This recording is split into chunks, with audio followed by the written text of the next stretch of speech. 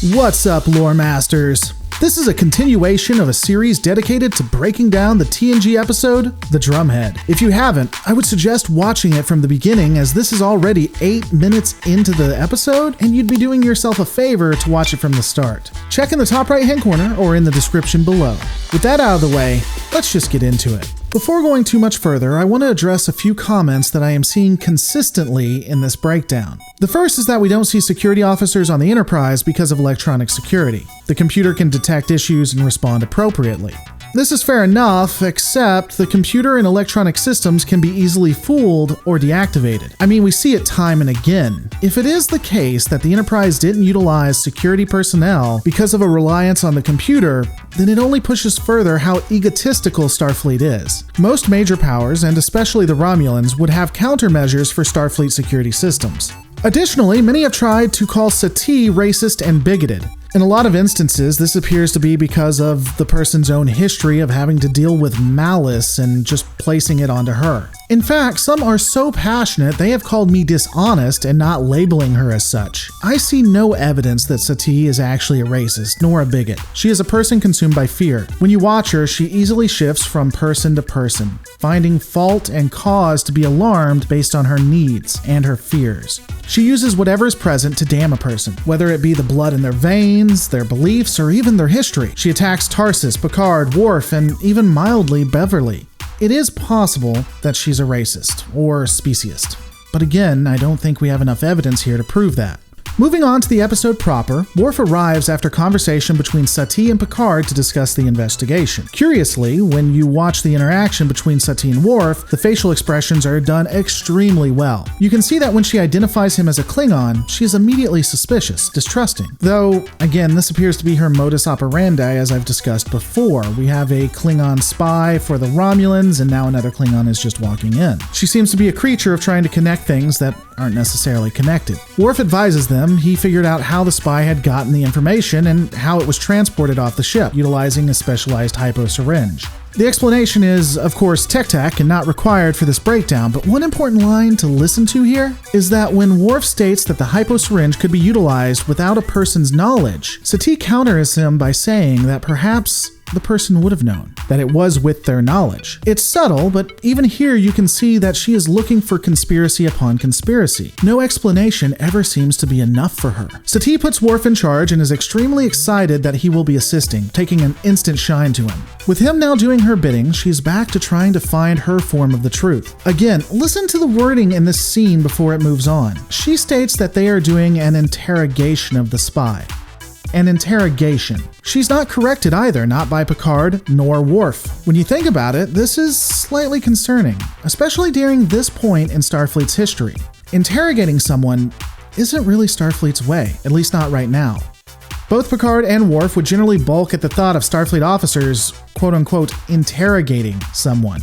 This was to be an inquiry, an investigation, not an interrogation. At worst, it's his court case. Interrogation is a word utilized by a dictator and evil government, like, say, the Romulans. I know a few people might take issue with me pointing this out, but I sincerely think this all does bear consideration. The Picard and Starfleet of this era would not state that they are interrogators.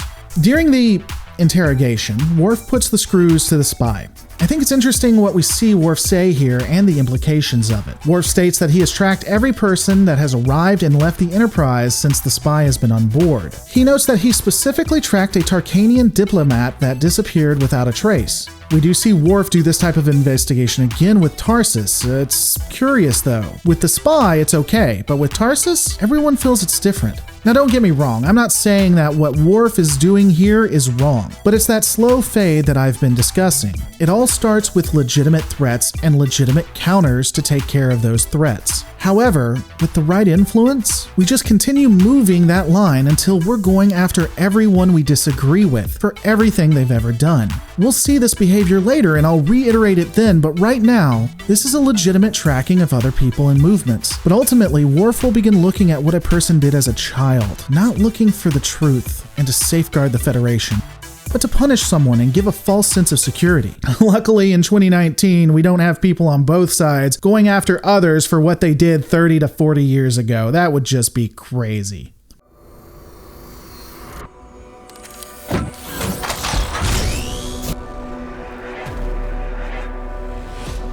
Back to the investigation, the Klingon would ultimately admit his guilt but deny sabotaging the warp core. The Betazoid states that the man was now telling the whole truth. In my first video, I discussed how one brick builds right onto the other. I stated that a brick was being built right here. What's impressive to me is the force of personality. Sati is so respected and watched that it is her view that is all that matters. After the confirmed spy is taken away, Sati points out that there is another saboteur on board and Picard's issue is much larger than it appeared before. That's the only option that is considered at this point. Everyone believes there are 2 spies on the ship, no other explanations. The force of personality here is startling. No one really thinks about this logically. Yes, it is possible there are 2 spies on board. The link is also insinuated to be the Romulans, but ask yourself this. Are the Romulans really that stupid? I'm not saying that you couldn't make an argument that there were 2 spies and it would be better in some respects to have them, but it doubles the chances of getting caught. It's an unnecessary risk when you've been able to successfully get a spy on board already. Additionally, look at the situation. The Romulans are getting information about the Enterprise and then sabotage it. Why? They never make a move on the Enterprise. We don't know of any other ships having these issues at the moment. It's never thought that they are jumping the gun here? Never considered that perhaps there was something else going on. And additionally, 2 spies from 2 different governments getting caught at the same time is highly unlikely. Again, everyone is focused on what Sati is telling them. They don't really question the situation. Hell, they don't question Sati herself. It's the threat to what they hold dear that's pushing them. And so, the investigation would continue. We will get a brief exploration of the character Sati and her interactions with Picard. In this, we see that her father really did her a disservice. He required her to try to live up to more than she was. I like this link because it gives us a possible brief introspection into the character of Sati herself. That people who push for fear and see conspiracy around every corner have demons of their own. They are people. It's easy to look at Sati, or hell, anyone who is pushing fear, and get angry and call them a villain. But they're all people, with their own backstories as well. The next interaction is one that's more telling of Worf's character, and I hate that I did not include it in my first video breaking down his character. Ultimately, the scene discusses the Klingon spy's interactions and setting up for interviews. Interestingly, the question of Worf's loyalty and that of his father being a Romulan collaborator is brought up. Worf states point blank that such information isn't anyone's business. It's not relevant. There's a right to privacy. The irony in the statement from Worf that associations aren't relevant is palpable. It also shows that he has not yet been completely sucked into the machinations of Sati. And there is some legitimacy to what he is trying to do here.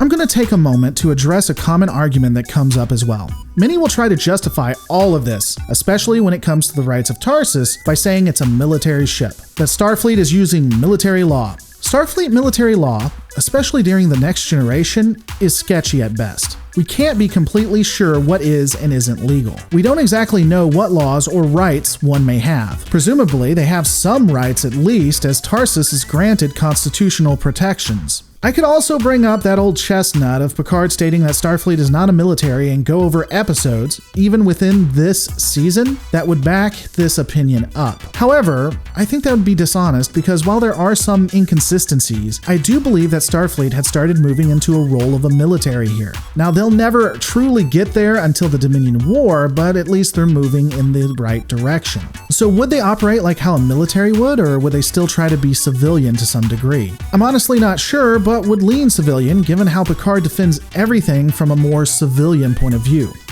Though I'll admit, it's debatable. The last discussion will be the 2 quote-unquote interviews that we see. The first with Beverly Crusher, the next with Simon Tarsus. I want to take a moment here because some people will use this scene as an example of the racism or speciesism of Sati. With Beverly, we see that she is relaxed, comfortable with what is going on. Given that she is the chief medical officer, her probable experience and knowledge of the senior staff, she's pretty laid back.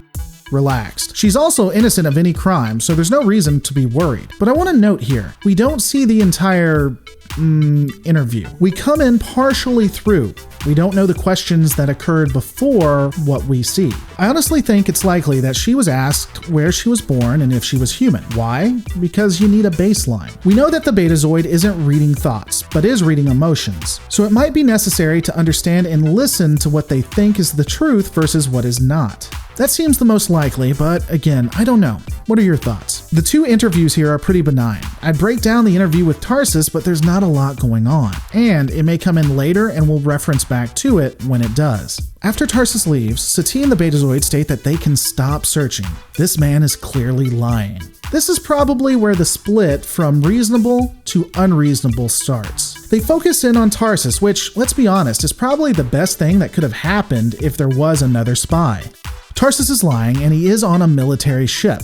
We have possible sabotage and a spy on board if it was sabotaged. Fair. But to go all in on one person because he was nervous and lying? It's drastic, it's folly, it's dangerous. And had there been an actual spy on the Enterprise, it could have gotten everyone killed. But all of this is nothing compared to the investigation and witch hunt to come. But all of this has been my thoughts. What are yours? Let me know in the comments below. As always, guys, don't forget to rate, comment, and subscribe. And remember, in the end, all of our lives are just a story. Make yours a good one.